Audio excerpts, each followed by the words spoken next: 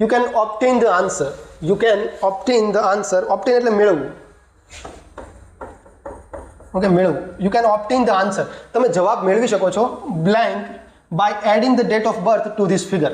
Figure એટલે કોઈ number આપ્યો છે તમને, આવો કોઈ નંબર આપ્યો છે કે રેન્ડમ, આવું તો ધારી લઉં છું, કોઈ નંબર છે, આ ફિગર છે, એને કીધું છે કે you can obtain the answer. Answer તમે મેળવી શકો છો. પછી અહીંયા પ્રિપોઝિશન મૂકવાનું છે, કીધું છે adding the date of birth to this number. આની અંદર તમે ડેટ ઓફ બર્થ નાખશો ને એટલે તમને આન્સર મળશે, એવી અહીંયા વાત કરી છે. ઓકે, તો આ છે ને એક મેથડ છે, એક મેથડ છે કે તમે ડેટ ઓફ બર્થ એડ કરો છો.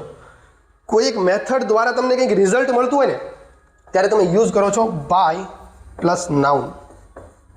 અને મેથડની અંદર તમે જેરેન્ડ યુઝ કરો છો નાઉનના બદલે, સોરી, અને જેરેન્ડ એક પ્રકારનું નાઉન જ છે, ત્યારે તમે યુઝ કરો છો by plus VING.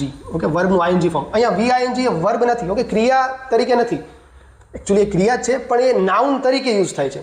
Four example you can obtain, અહીંયા મૂળ ક્રિયાપદ વર્બ તો ઓબ્ટેન છે, કેન ઓબ્ટેન.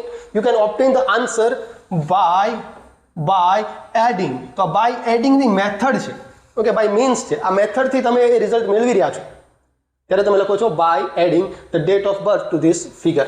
ઓકે, એટલા માટે તમે અહીંયા ચૂઝ કરશો બાય.